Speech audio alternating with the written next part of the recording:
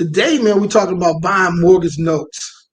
I've heard about this forever, right? Never thought about getting into this aspect of real estate. But after me doing my due diligence, man, I think it's pretty cool.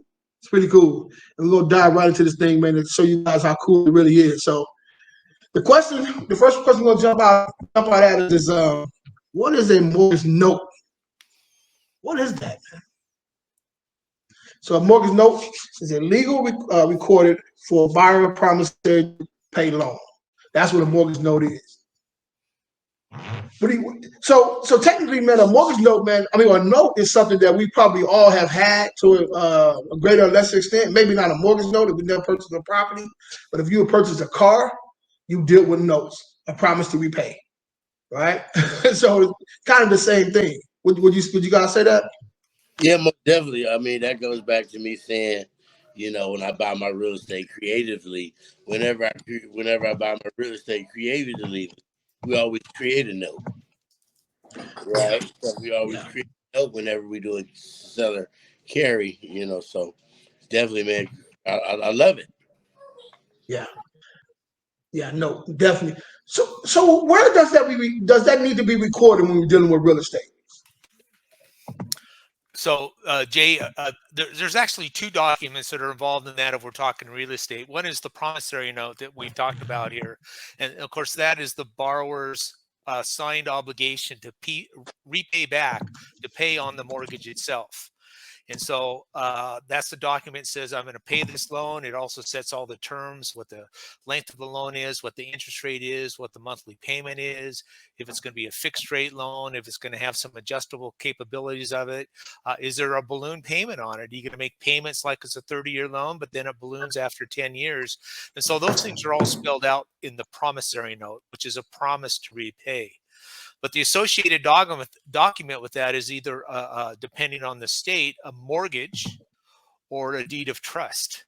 And so the mortgage or the deed of trust is a document that says that if you do not make your monthly payment, the lender has the right to foreclose on the property and take back the property as the collateral for the note. So that's really kind of the two main documents that are involved in a real estate transaction. And again, there's difference between whether it's a mortgage in certain states or whether it's a deed of trust. Most of us out on the West Coast use a deed of trust. And the primary difference in a deed of trust versus a mortgage is that a deed of trust allows us to foreclose on the property without going to court. It has what's called it says in it that we can do what's called a power of sale and advertise for 4 to 6 weeks, depending on the state guidelines, in the public newspaper of record, and then execute what's called a non-judicial foreclosure. So that means you don't have to go to court. But in the states that have a actual mortgage, which is kind of the generic term of all this, the mortgage does not have that power of sale clause, so you have to go to court in order to foreclose on a property. Wow. So you have a deed of trust. Yeah. You have a mortgage note. Yeah, or what we call a promissory note. Yeah, because that's a promise to repay, and that's supplemented by the mortgage or the deed of trust. Yeah, so those two documents are really, when you're buying a note, you're actually buying a file.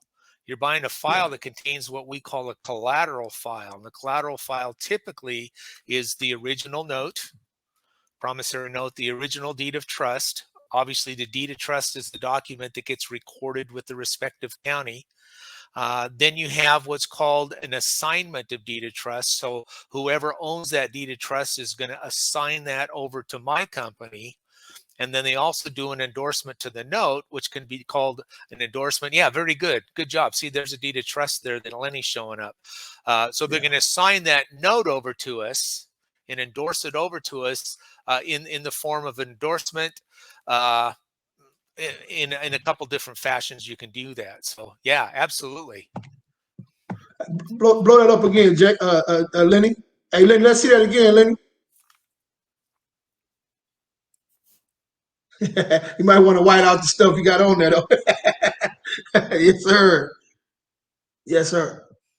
Okay. Hmm. So I think that's interesting, man. So there's two instruments that's in play here, Yeah. right? So one Yeah. is the person who actually owns the debt. Another person who actually who don't in that situation, right? So it's Right. doing a contract for deed. You're doing so the mortgage note is where, oh, let me make sure I'm saying this right. So the mortgage note is the person who owns the debt, right? In that That's the situation. person who owes the money to the The, lender. the, Correct. owns the money to the lender, correct. Yeah. And the contract for deed, okay, okay. That makes sense. Yeah. Contract You for got deed is a different animal. It's a different subject. Because in a okay, contract for deed, the owner of the property is selling it to a buyer on a land contract, but is retaining the title. And so exactly. they have a Okay, contractual interest in the property, but the title is still held by the original lender. And oftentimes that's an instrument that gets used when there's maybe a private sale or a seller finance deal, those kind of situations. And so they're a little different animal, and they require a little bit different a process or due diligence if you want to purchase the land contract or contract for deed versus purchase the promissory note. okay, okay. Okay. So go ahead. Somebody said something. No, One of my questions. Go ahead, Lydia. Was that you saying something? Well, no, I was just agreeing with Cody. Okay. So one of my questions is in this situation. So how do you do your due diligence on the note though? Like, where do you get that information from?